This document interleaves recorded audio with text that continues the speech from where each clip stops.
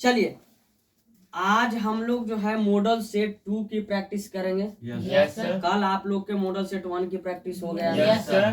सब उसको याद करके आया है जी? Yes sir. प्रैक्टिस अच्छे से करके आया यस है। सर। चलिए तो इस बार बाबू एग्जाम क्लियर करना है। Yes sir.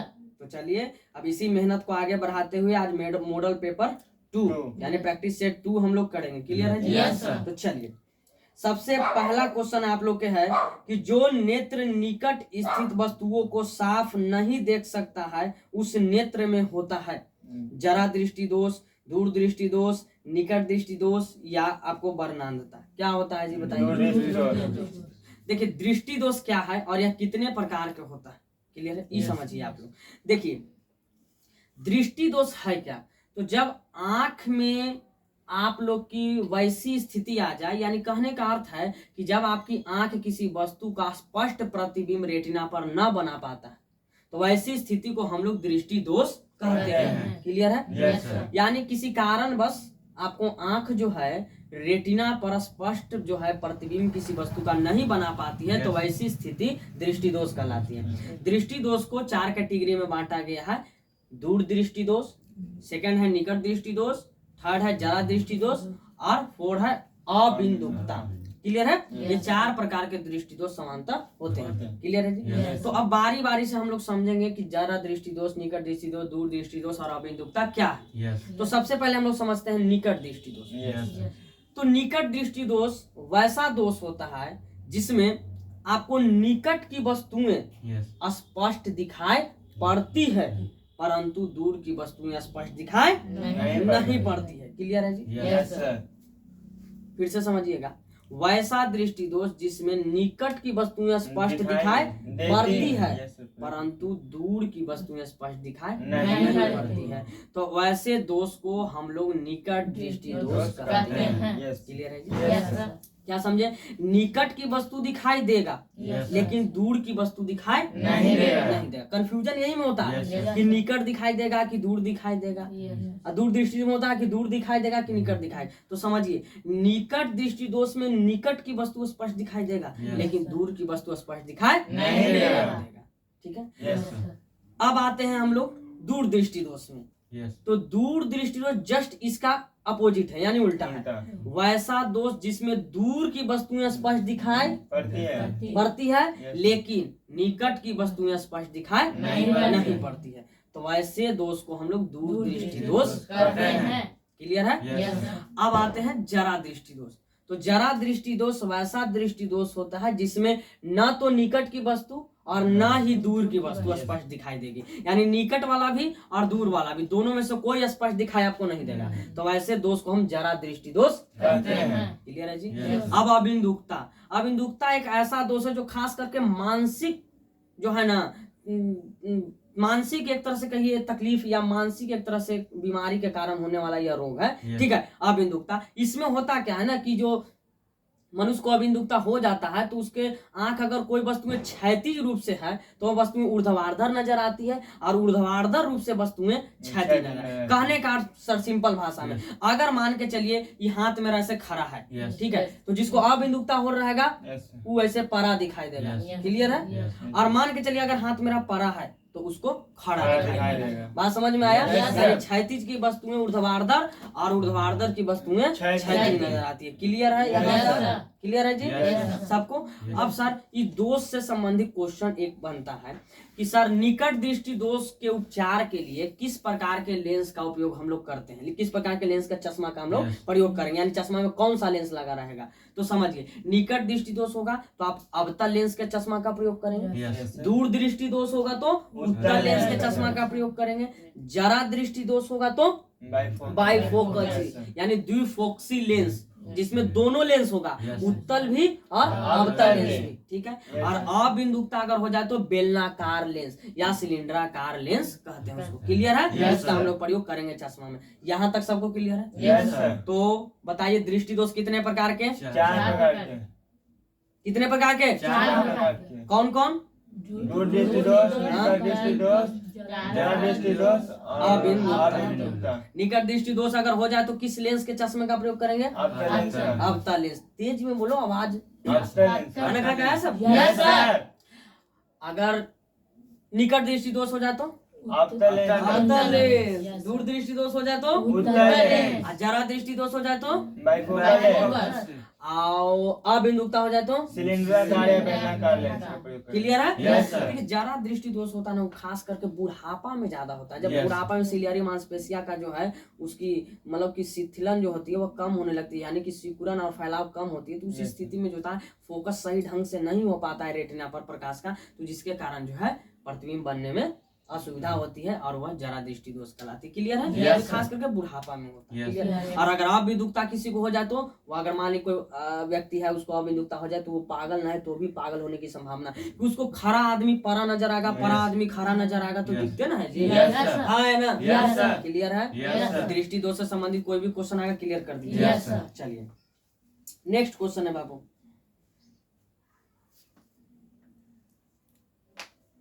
सर्वाधिक तन्य धातु कौन है? ऑप्शन ए है सोना, बी है चांदी, सी है प्लेटिनम और डी है जिंक। बताइए जी क्या है जी? सोना। सर्वाधिक तन्य धातु, तन्य धातु का मतलब क्या हुआ सर?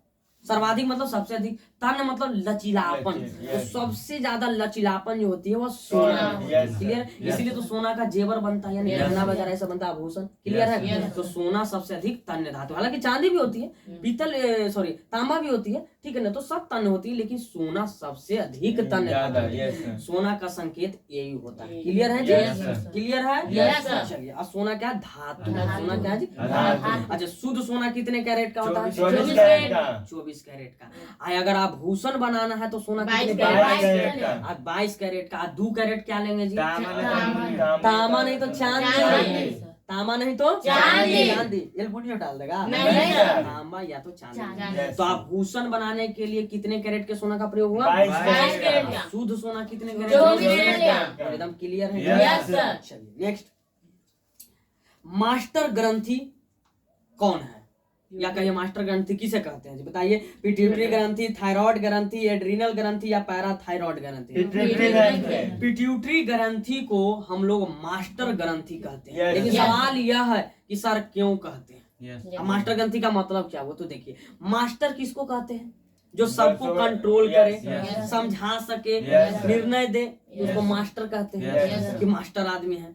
तो देखिए मास्टर ग्रंथि का मतलब क्या हुआ? जो मास्टर ग्रंथि, जो पिट्यूटरी ग्रंथि है, Yes. इसको मास्टर ग्रंथि इसलिए कहते हैं क्योंकि हमारे शरीर के अधिक से अधिक जो हमारी ग्रंथियां हैं उसको कंट्रोल करती है, Yes. नियंत्रण करती है, समन्वय करती है, उस पर Yes. कंट्रोल स्थापित करती है, कमांड करती है। Yes. क्लियर। Yes. यही कारण है कि पिट्यूटरी ग्रंथि को हम लोग मास्टर ग्रंथि कहते हैं। अब पिट्यूटरी ग्रंथि कहाँ होती है? यहाँ पर होती है। Yes. यहाँ पर एलआर देख रहे हो? Yes, यहाँ sir. पर ये बीच में गड्ढा देखिए हल्का, Yes. यहीं पर होता है पिट्यूटरी ग्रंथि। Yes. क्लियर है जी? Yes. इसको मास्टर ग्रंथि कहते हैं। क्यों कहते हैं समझ गए? Yes, sir. क्यों कहते हैं? क्योंकि यह हमारे शरीर के अधिक से अधिक जो ग्रंथियां हैं उसको पर कमांड, नियंत्रण और समन्वय करती है। Yes. क्लियर है जी? Yes, sir. चलिए नेक्स्ट क्वेश्चन,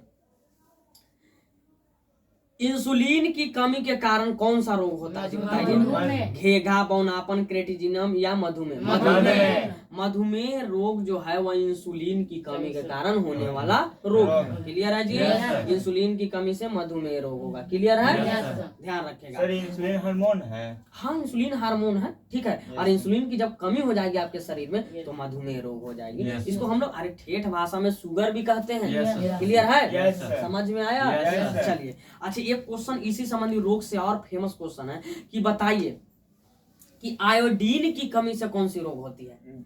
घेघारो। घेघारो। आयोडीन की कमी से घेघारो। घेघारो को गलगंड रोग भी कहते Yes, हैं, sir. कंठमनी भी कहते Yes, हैं। sir. तो यह किससे होता है? आयोडीन की कमी से होता है। Yes. इसीलिए डॉक्टर कहता है कि आयोडीन की मात्रा ले भोजन में, Yes. यानी आयोडीन युक्त नमक खाने की सलाह डॉक्टर क्यों देता है? क्योंकि आयोडीन युक्त नमक खाने से हमारे शरीर में आयोडीन की कमी नहीं होगी, जिसके कारण आपको घेघा रोग नहीं नहीं होगा। होगा। क्लियर है जी? Yes, sir. आप जब भी नमक खाइए आयोडीन युक्त नमक खाता है तो अरे खाओ आयोडीन युक्त नमक खाओ। Yes, समझ में sir. आया? Yes. तब ना आयोडीन युक्त नमक खाना चाहिए, वरना रोग हो जाने का। बताइए 10-20 का नमक होता है और उसमें तुम कंजूसी करोगे तो दिक्कत हो जाएगा Yes. ना। Yes. तब नमक खाइए। होता है। और आयोडीन नमक जब आप खाएंगे तो आपकी मानसिक क्षमता भी बढ़ती बढ़ती है। है। आ रहा है समझ में? Yes, sir. ठीक है। नेक्स्ट क्वेश्चन, तंत्रिका तंत्र की सनात्मक और क्रियात्मक इकाई क्या है जी? न्यूरॉन है। न्यूरॉन। तंत्रिका तंत्र की सनात्मक एवं क्रियात्मक इकाई क्या कहता है? न्यूरॉन। न्यूरॉन कहलाती है। क्लियर है? Yes, sir. अच्छा, इसी पर एक और क्वेश्चन बनता है सर कि वृक्क के संरचनात्मक एवं क्रियात्मक इकाई को क्या कहते हैं? तो नेफ्रॉन। नेफ्रॉन। न्यूरॉन और नेफ्रॉन में अंतर है। Yes, sir. तंत्रिका तंत्र के संरचनात्मक एवं क्रियात्मक इकाई को न्यूरॉन कहते हैं Yes, sir. और वृक्क के संरचनात्मक एवं क्रियात्मक इकाई को नेफ्रॉन कहते नेफ्रॉन, हैं। yes. हमारे शरीर में लगभग 10 लाख नेफ्रॉन पाए जाते हैं। Yes, sir. लगभग 10 लाख। नेफ्रॉन पाए जाते हैं। ठीक है? Yes, sir. क्लियर है जी? Yes, sir. नेक्स्ट क्वेश्चन, अपघटक का उदाहरण कौन है? ए में कवक, बी में गाय, सी में बाघ और डी में घास। बताइए कौन है जी? कवक। कैसे है? अपघटक का उदाहरण कवक है। कैसे है? तो देखिए अपघटक है क्या, पहले ही समझिए। Yes. देखिए अपघटक वैसे सूक्ष्म जीव या कहिए जीव को कहते हैं Yes. जो किसी पेड़ पौधा या जीव जंतु के जो मरे हुए शरीर है उसको सराहने और गलाने का काम करता है। Yes. यानी अपघटित करने का काम करता Yes. है। ठीक है? जैसे आपको जानवर मर जाता है, कहीं फेंक आते हैं गड्ढा में, Yes. तो वो क्या करता है? जानवर का शरीर फिर सड़ गल जाता है और मिट्टी में मिल जाता है। आप पेड़ पौधा को काट कर फेंक दिए, फसल को काट कर फेंक दिए, वो सड़ गल जाता है Yes. और सड़ गल के मिट्टी में मिल जाता है। Yes. उसको सराहने गलाने का काम कौन करता है? अपघटक। अपघटक। अपघटक अपघटित करने का काम करता है। अपघटित Yes. मतलब सराहने गलाने का काम Yes. करता है। Yes, sir. कवक, बैक्टीरिया, ये सब जो है ना, ये सब क्या है जी? अपघटक। अपघटक है। क्लियर है जी? Yes, sir. चलिए, तो कवक हो जाएगा। Yes. नेक्स्ट, हरे पौधे कहलाते हैं उत्पादक, उपभोक्ता, अपघटक या कोई नहीं। क्या कहलाएगा जी? हरे पौधे उत्पादक। अब उत्पादक क्या है सारा, उपभोक्ता क्या है, ये समझिए। Yes. देखिए उत्पादक किसे कहते हैं? तो जो जीव Yes. अपना भोजन खुद बना ले Yes. Yes. उसको हम उत्पादक कहेंगे। Yes. लेकिन जो जीव अपना भोजन स्वयं न बनाए और किसी दूसरे जीव के ऊपर निर्भर करता है तो ऐसे को हम उपभोक्ता Yes, कहते yes, हैं। sir. क्लियर है जी? Yes. तो उत्पादक में हो जाएगा पेड़ पौधा, क्योंकि Yes, पेड़ पौधा अपना भोजन स्वयं बनाता है। Yes, sir. पेड़ पौधा आपसे आता है भोजन बनाने के Yes, लिए? sir. नहीं, लेकिन हम लोग तो मांगते हैं। Yes, पेड़ sir. पौधा को खा जाते हैं, Yes, फल sir. फूल खाते हैं, चावल दाल खाते हैं, Yes, sir. मांस मछली Yes, खाते sir. हैं। खा रहे हो? Yes, sir. ठीक है, तो हम लोग क्या हो जाएंगे जी? उपभोक्ता। उपभोक्ता। और पेड़ पौधा क्या हो जाएगा जी? उत्पादक। उत्पादक। गाय भैंस ये सब क्या हो जाएगा जी? उपभोक्ता। उपभोक्ता। शेर बाघ बकरी क्या हो जाएगा जी? उपभोक्ता। उपभोक्ता। कीड़ा मकोड़ा क्या हो जाएगा? उपभोक्ता। उपभोक्ता। मेढक सांप ये सब क्या हो जाएगा जी? उपभोक्ता। उपभोक्ता। सिर्फ पेड़ पौधा होगा उत्पादक। Yes, sir. समझ गया जी? Yes, sir. अच्छा, जो प्रथम श्रेणी में आता है उसको प्राथमिक उपभोक्ता, जो द्वितीय श्रेणी में आता है द्वितीयक उपभोक्ता, जो तृतीय श्रेणी में आता है तृतीयक उपभोक्ता। आ रहा Yes, है? sir. बोलिए हाँ या ना? Yes, sir. क्लियर है जी? Yes, जैसे देखिए उदाहरण आपको बता दूं, उत्पादक और उपभोक्ता में आपको थोड़ा सा Yes. सामंजस्य स्थापित करते हैं Yes, हम लोग, yes. जिसको हम लोग आहार श्रृंखला कहते Yes, हैं। sir. ठीक है? आहार श्रृंखला का मतलब होता है वैसी श्रृंखला जिसमें जीव जंतु और पेड़ पौधे आपस में इस प्रकार से एक तंत्र के माध्यम से जुड़े हुए होते हैं, एक Yes. सर्किल के माध्यम से, जिसमें एक जीव दूसरे जीव पर निर्भर है। Yes. अगर वो श्रृंखला बिगड़ती है तो ये सिस्टम, इकोसिस्टम जो है, यानी कि कहने का अर्थ है कि जो आपको जैविक सिस्टम है सब चरमरा जाएगा, गड़बड़ा जाएगा, खत्म हो Yes, जाएगा। sir. सब एक दूसरे से, जैसे मान के चलिए घास है खेत में, उसको खाएगा टिड्डा, ग्रास हॉपर। Yes, sir. ठीक है? ग्रास हॉपर को कौन खाएगा? मेढक। मेढक। अब मेढक को कौन खाएगा? सांप। और सांप को कौन खाएगा? चील। बाज या बाज, चील। राइट yes, है ना? sir. तो देखिए सब एक दूसरे से क्या है? जुड़ा हुआ जुड़ा है। है। राइट यारो? Yes, sir. सब एक दूसरे से। अच्छा देखिए बकरी खाती है घास, Yes, yes, sir. बकरी को आप खा जाते हैं, Yes, है ना? बाघ, शेर। आपको फिर कौन खा जाएगा? आप जब मरेंगे तो मछली। आपका शरीर को कौन खा जाएगा? मछली। मछली। अगर नदी में फेंक देंगे तो Yes, देखा yes. सब फिर मछली को कोई खाएगा। Yes, आदमी। यानी सब एक दूसरे से सिस्टम से जुड़ा हुआ है। इसको हम लोग इकोसिस्टम यानी कि आहार श्रृंखला कहते हैं। Yes, sir. क्लियर है? तो उत्पादक कौन है? जो अपना भोजन स्वयं बना ले, जैसे कि पेड़ पौधा। पेड़ पौधा। और उपभोक्ता कौन है? जो अपना भोजन स्वयं नहीं बना ले। समझ रहा है Yes, जी? sir. तो हम लोग क्या होंगे? उपभोक्ता। सबसे बड़ा समझो उपभोक्ता हम नहीं है। Yes, sir. ठीक है? Yes, sir. नेक्स्ट आ जाए। चलिए देखिए अभी क्वेश्चन आप लोग के बताए थे कि प्रत्येक गुर्दे में कितने नेफ्रॉन होते हैं जी? लगभग 10 लाख। 10 लाख। गुर्दा बोले तो किडनी, किडनी। वृक्क, उसमें नेफ्रॉन कितने होंगे? 10 लाख। कितने होंगे? 10 लाख। चलिए नेक्स्ट।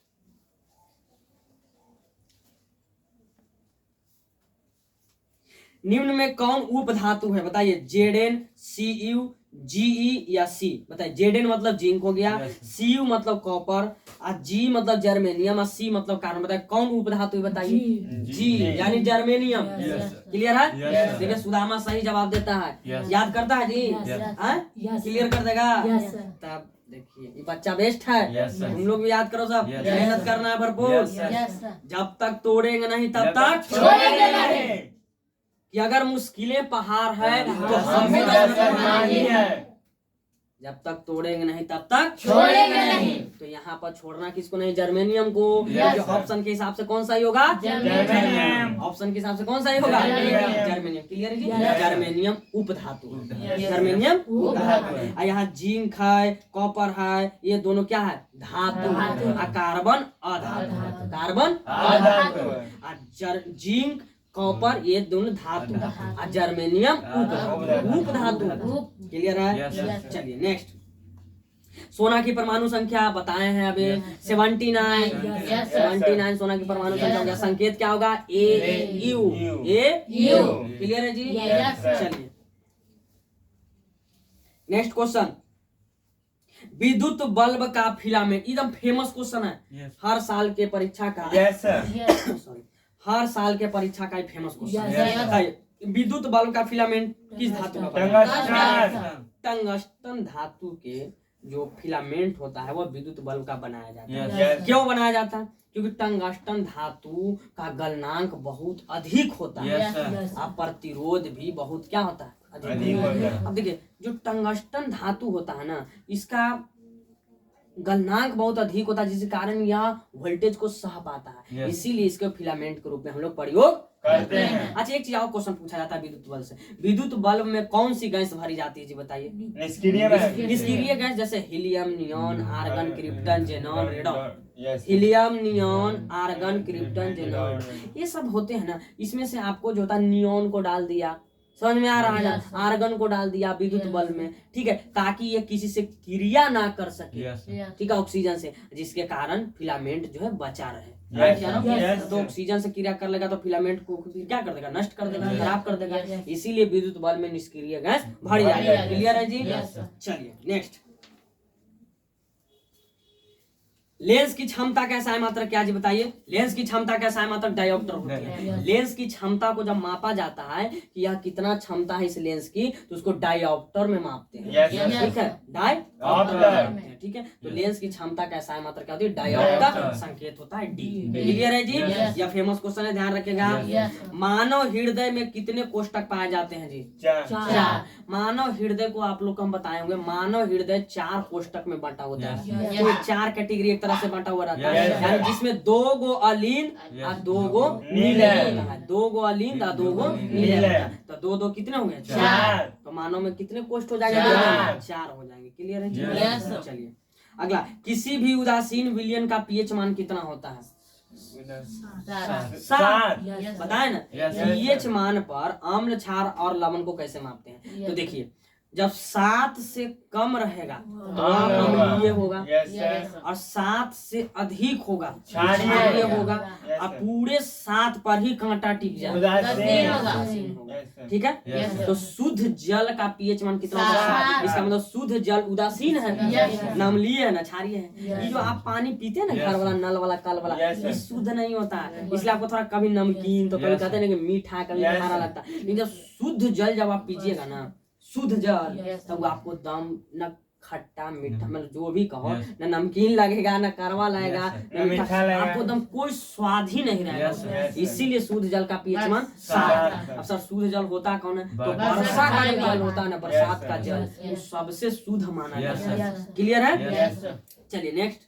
अच्छा एक मिनट और, पीएच स्केल की खोज किसने किया था जी? सोरेनसन नामक वैज्ञानिक। ठीक है, पीएच स्केल पर अंक कितना तक रहता है? 0 से 14 तक। ठीक है, ओके। नेक्स्ट।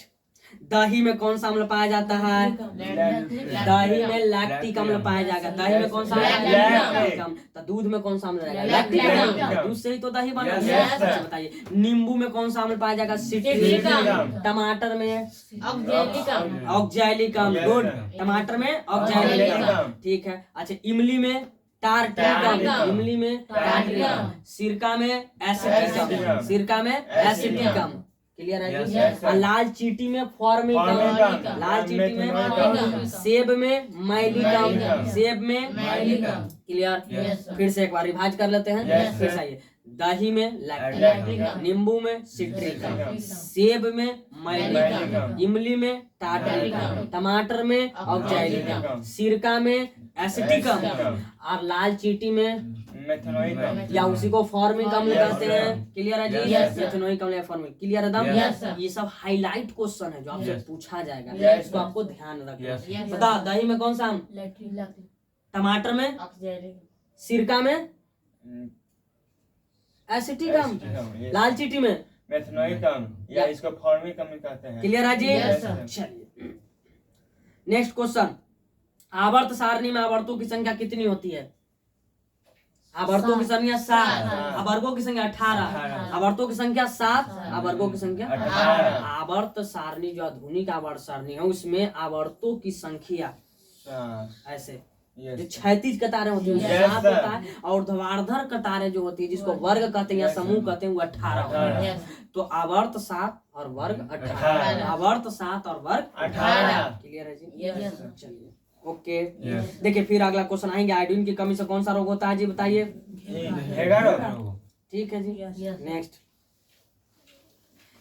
विद्युत मोटर परिवर्तित करता है यांत्रिक ऊर्जा से विद्युत ऊर्जा में, विद्युत ऊर्जा से रासायनिक ऊर्जा में, या विद्युत ऊर्जा से यांत्रिक ऊर्जा में, या रासायनिक ऊर्जा से विद्युत ऊर्जा में। तो देखिए विद्युत मोटर होता है वह विद्युत ऊर्जा को यांत्रिक ऊर्जा में बदलता है। इसका मतलब क्या होता है? देखिए जो मोटर का प्रयोग करते हैं है ना, खेत का पटवन करने के लिए, सिंचाई करने के लिए मोटर का प्रयोग करते हैं, उसको देते तो आप विद्युत हैं, इलेक्ट्रिक देते हैं, लेकिन वो पानी अंदर से फेंकने लगता है। तो कैसे सर? देखिए जब विद्युत उसके अंदर जाती है ना तो विद्युत ऊर्जा को यांत्रिक ऊर्जा में बदल देता है, कन्वर्ट कर लेता है। कौन? मोटर। यांत्रिक ऊर्जा में बदल देता है तो उसी यांत्रिक ऊर्जा से प्रेशर बनता है जिससे पानी जाती है नीचे फेंकता है। क्लियर है। तो विद्युत मोटर विद्युत ऊर्जा को यांत्रिक ऊर्जा में, विद्युत पंखा विद्युत ऊर्जा को गतिज ऊर्जा में बदलती है, कि यांत्रिक ऊर्जा में कर सकते हैं बदलती है। ठीक है। अच्छे और बताइए, विद्युत बल्ब विद्युत ऊर्जा को प्रकाश और उष्मा ऊर्जा में बदलती है। बोलिए हाँ या नहीं? क्लियर है। अच्छे, आयरन देखा, स्त्री देखा, कपड़ा इस्त्री करना, तो वह विद्युत ऊर्जा को किसमें? उष्मा ऊर्जा में बदलती है, ना हीट हो जाता है। विद्युत हीटर देखा, हीटर घर में प्रयोग होता है हीटर का। तो हीटर क्या करता है जी? विद्युत ऊर्जा को उष्मा ऊर्जा में बदलती है। तो समझ गया? क्लियर है। विद्युत मोटर विद्युत ऊर्जा को यांत्रिक ऊर्जा में बदलती है, और विद्युत हीटर विद्युत ऊर्जा को उष्मा ऊर्जा में बदलती है। क्लियर है। चलिए नेक्स्ट क्वेश्चन। आभूषण बनाने वाला सोना 24 कैरेट ही तो होल है जी। चलिए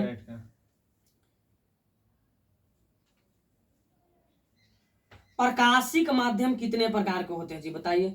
प्रकाशिक माध्यम कितने प्रकार के होते हैं? 2 प्रकार के, सघन माध्यम और विलयन माध्यम। सघन माध्यम और विलयन माध्यम। प्रकाशिक माध्यम 2 प्रकार के होते हैं। ठीक है। चलिए नेक्स्ट है कि आपको गंधक की परमाणु संख्या कितनी होती है? 16। गंधक की परमाणु संख्या 16। गंधक कोई हम लोग रसायन की भाषा में सल्फर, ठीक है। तो सल्फर की परमाणु संख्या 16 होती है। ठीक है जी। चलिए, मानव मस्तिष्क का औसत भार कितना होता है? 1.4 kg। मानव मस्तिष्क का औसत भार कितना होगा? 1.4 kg। 1.4 kg। क्लियर है जी। चलिए, तो मानव मस्तिष्क का हो गया औसत वजन 1.4 kg। ऐसे 1450 ग्राम कर सकते हैं, शॉर्ट में 1.4 kg का। तो यहाँ तक सबको क्लियर है। चलिए आज के लिए इतना ही। अब नेक्स्ट आपको क्लास में मॉडल सेट प्रैक्टिस 3 करवाएंगे। सब मॉडल सेट 1 और मॉडल सेट 2 अच्छे ढंग से क्लियर करके आइएगा, याद करके आइएगा, और इस बार ध्यान रहे बाबू एग्जाम क्लियर करना। ठीक है। एग्जाम क्लियर करना है। कहते हैं कि लाख दलदल हो पाँव जमाए रखे, हाथ खाली कुछ तो मिलेगा। हिम्मत नहीं हारना है, पूरी मेहनत कीजिए, जान लगा दीजिए, दिन रात एक कीजिए, और संघर्ष करेगा बाबू वही एक दिन आगे नाम बनाएगा। संघर्ष करिए, और आपके संघर्ष में हम साथ हैं। इस बार रिजल्ट बेस्ट से बेस्ट होना चाहिए। क्लियर है। तो आज के लिए इतना।